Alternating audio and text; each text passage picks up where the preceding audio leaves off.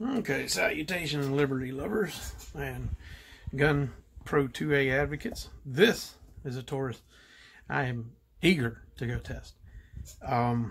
This is the most expensive of the Tauruses. Nice blow mold case.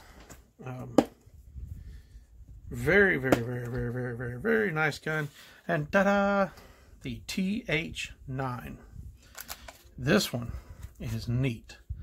This has 17 rounds. Let's see what the other one is. 17 rounds. So we got 217 rounds. Let's get your lock out of there. What do we got here? Oh, must be for a Hillary hole. Keys for the lock, I guess, on the frame, whatever. You got some back straps here. Looks like some different size back straps, which I won't be using. A loading aid for people with, tender hands that have a problem, loading a gun. So let's see. Let's get that in there. And let's do the reveal of this TH9. This one I do like this gun. Of all of them, this might be the only one that, if you're going to spend the money and you want a gun, this might be the gun to do it on. What I like about this one is G3s are nice, but that has a hammer. I like hammers on guns. Let's see. Decocker. Cock the hammer. Flip it up. She's in safe. This is... it's pretty nice. I like that. I do like that gun. That is a nice one. It feels really ergonomical in the hand. So let's get this out of the way. Do that. Let's get that empty. Let's pull this little warning tag off. Don't need to see that one. So, warning tag is out of there. Get that off to the side. So, let's see. Glock takedown style. Off the front she goes. Pretty simple, straightforward. Other than having the hammer here. That's about the only difference to the G3. But to me, I like that. I do. We take this out, encapsulate it again. Nice. Good job, Taurus, for giving people decency. That's a pretty hefty barrel. That is a thick-walled barrel. That's some milling marks on it, but what do you expect for, lower priced gun? I mean, maybe they do something. I don't know. I really don't know. Let's just get this one out of the way. So, reverse, put it back together, put that back in. We will spin this back around, slide it back on the frame, and she's locked in and ready to ride, people. So, now we will fire it, then we will cycle it, and that's a nice quick take up. I mean, oh wait a minute, I forgot this one. Let's see, that didn't take it up, so that did. So there's 2 clicks on this one before it's ready to go. You got click 1, click 2, then she'll let go. But again, double strike capability, triple, quadruple, just keep on going. But that's not a bad trigger for a cheap gun. To its competitors, I mean, it's got a pretty firm wall. And then we got a real hard double action pull. We got our 2 clicks and then pretty hard wall, and again she goes. That's a nice gun, and that's all the way. That's hard double action, which you need a harder double action than you do single. But this one with the ability to carry it like that, cocked and locked, not to mention the hammer let down relief. That's a nice gun. I like this gun. I'm eager to go shoot it, and hopefully it's as accurate as it is, usable. I mean, seems to be a very usable gun. We got definitely top of the line budget Taurus right here, I think, my opinion. We'll get the sight picture right there. You know, so, you know, you got your lock open. Pretty standard. I mean, I do like this gun. It's very nice. It feels good. You can get a good solid grip on it if you're a big hand person like I am. But we'll see how it shoots at the range and give you my reviews and thoughts while we're out there shooting it. Till then, see you out there on the range. Okay, everybody. Now we're out with the creme de la creme of the Taurus budget line. To me, the way this gun feels, the extra ergonomics here, the 2 back straps that it comes with, this one seems fine. There is another one in there. I'm not sure if it's for bigger palm or little palm. I haven't got that far into it yet. This is the TH9. Now this one isn't a stainless slide. Don't think they have one of them available yet. Not sure, but the black and FDE pop on this. I really like the way this gun looks. Sights, again, this is like the G3 sights. Not sure, I don't think them are night. I mean, they seem to be glowing. Yeah, they're night sights. Holy cow. I mean, I think that's night. But, all right, so, let me see. What's that front look like? Yeah. All right, so we've got 17 rounds. Now, that was a little, a little sticky, wasn't? Well, I mean, it drops free. It's got a good drop free. You know, if you can get your finger on that button, you might have to come off grip a little bit. And I got big hands, but you know, when you get the button in, it comes. So TH9, this is 9mm. Haven't never fired it yet, never oiled it or nothing. Oh, wait a minute. Oh, that's ambi already. Oh man, ambi everything. Ambi controls all the way around. Well, let's back up a little bit, because if any gun's going to do good, I'd imagine this one will do better than the rest. So let's get it round up in there, and let's see. Cock back. I like having the hammer. Some people don't. I do, because in this, let's see. Let's test at this point in safe direction. Decocker. All right. Yep. So she didn't go off, but you could carry around, as my friend calls it, cocked and locked. You know, she's uncocked, which she should go right into double action. Let's see. I think I hit a little low there on that one. Now, let's try it. Let's go there. Okay, that was double action. Let's go double action again. A little bit low again. All right. So now let's try single action. Wow, that was high. Well, could be me. I mean, I'm not the greatest shooter. I know how to shoot. But let's see. Let's fire a couple more in single action here. At the top lift of that. Maybe I'm pushing it. I don't know. I'm hitting a little. Yeah, she's shooting left. She's definitely shooting left. Looks like point of aim is low and right. So, well, we got 34 rounds. This one does ship with 2 17-rounders. Yep, shooting low and right, like I thought. That country swag I'd like to talk about. Yeah, country scientific wild, yeah. You know, get you in there. But may take a couple shots.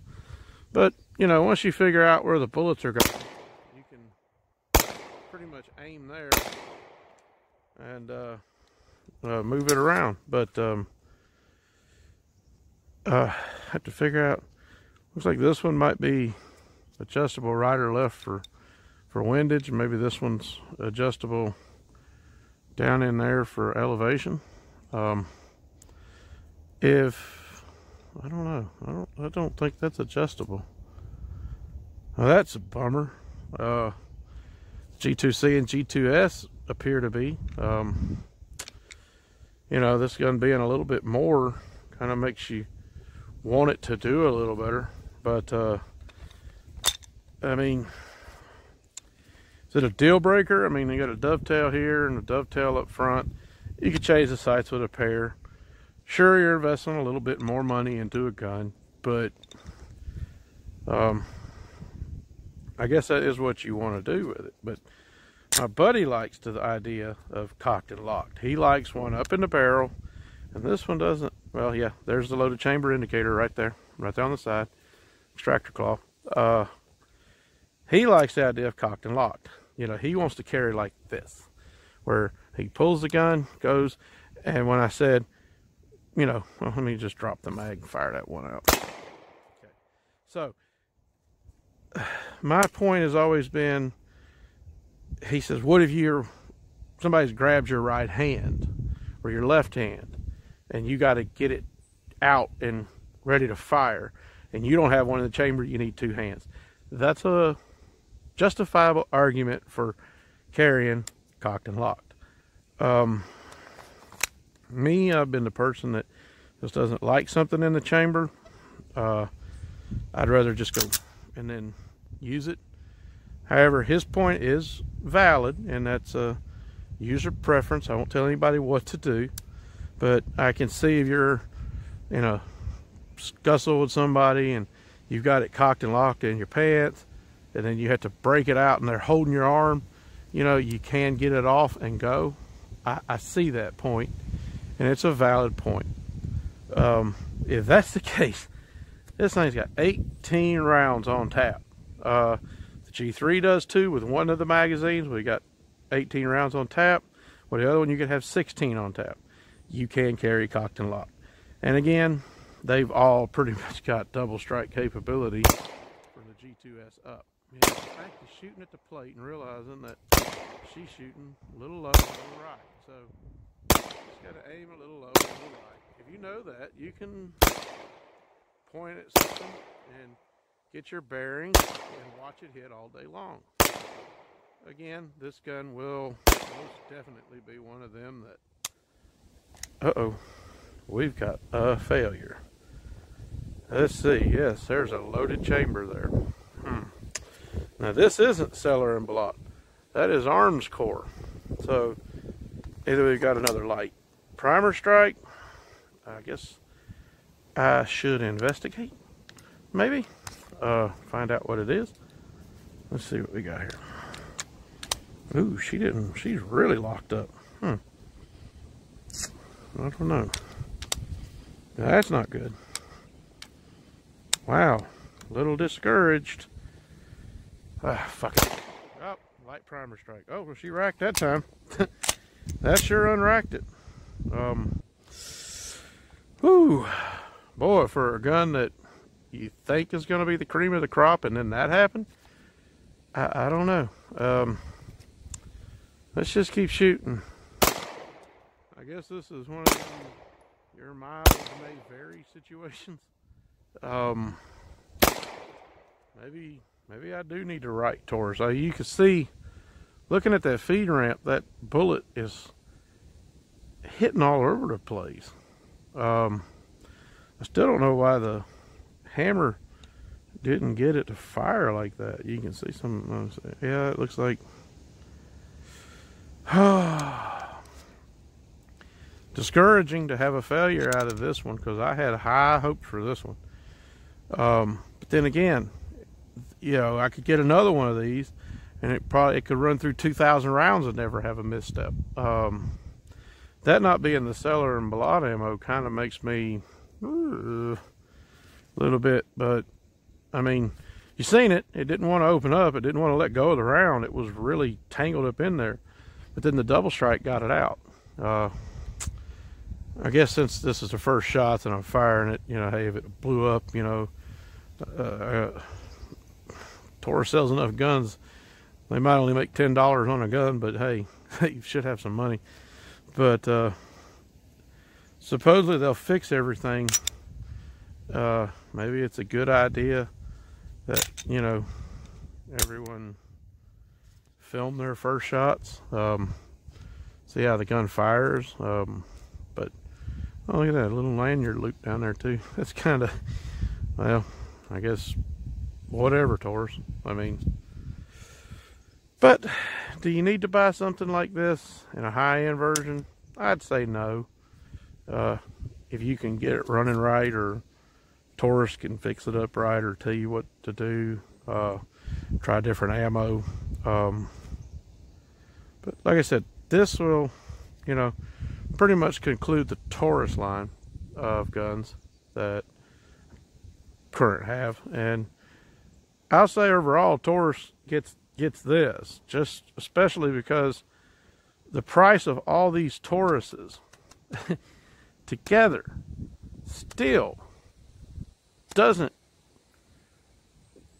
cross the threshold of some high-end 1911s or some high-end, I mean, you want to go get a comp gun and you're willing to drop, $1,500 on it.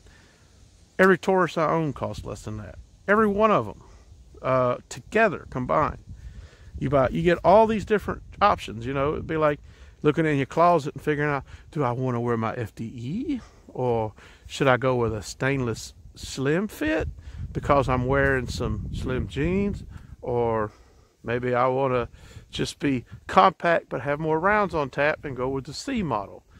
You get all them choices out of guns for a very reasonable price. I mean, what more can you ask for out of a company, honestly? If you can get your gun working right, find out what ammo it likes, what it cycles with, shoot 50, 100 rounds of multiple brands, find out what she chews through best, well, that's honestly the way to go.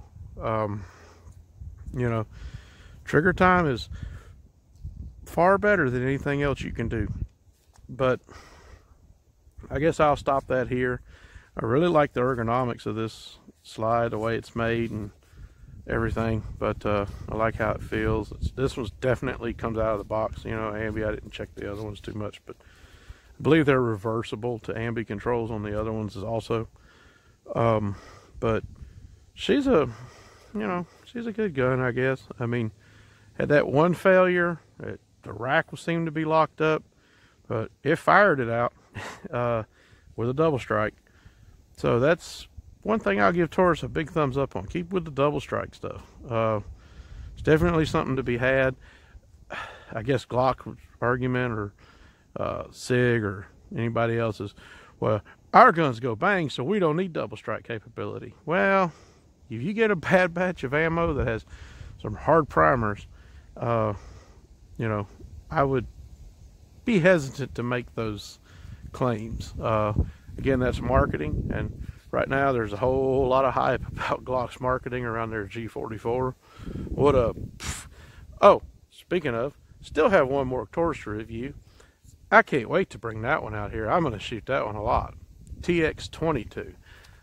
I will not have a Glock 44 to compare it with because I've seen too much about that. I will never ever.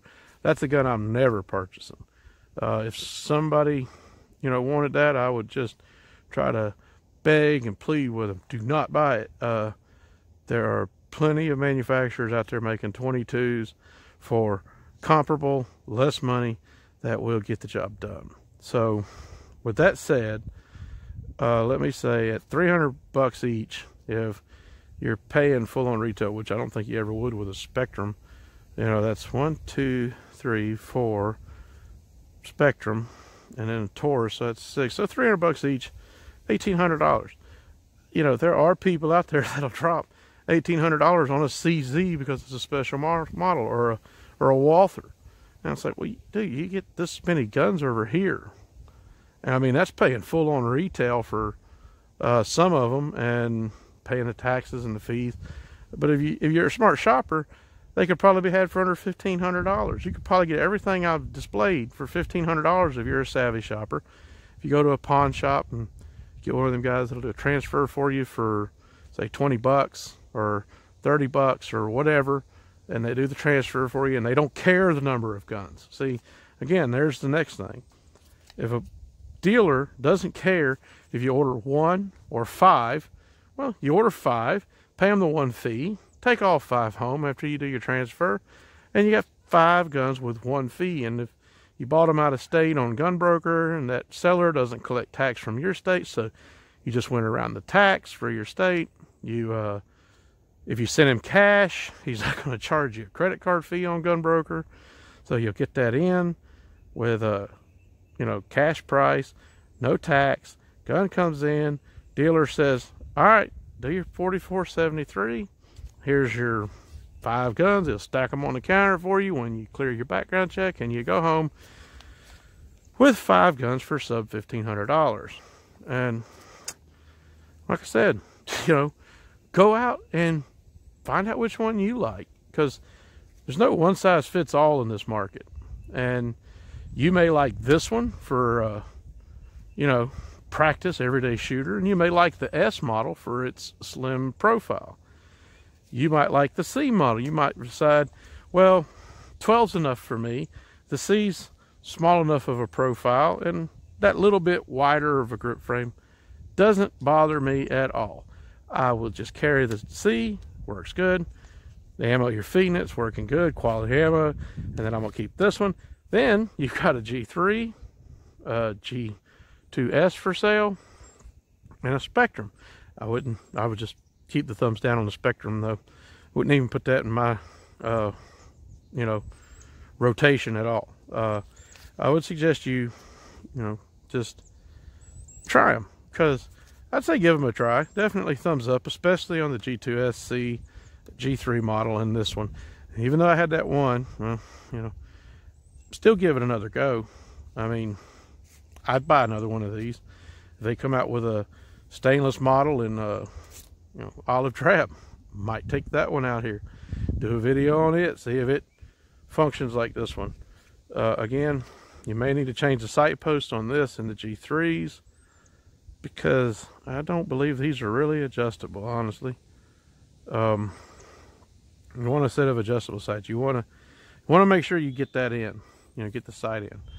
But so far, Taurus, thumbs up.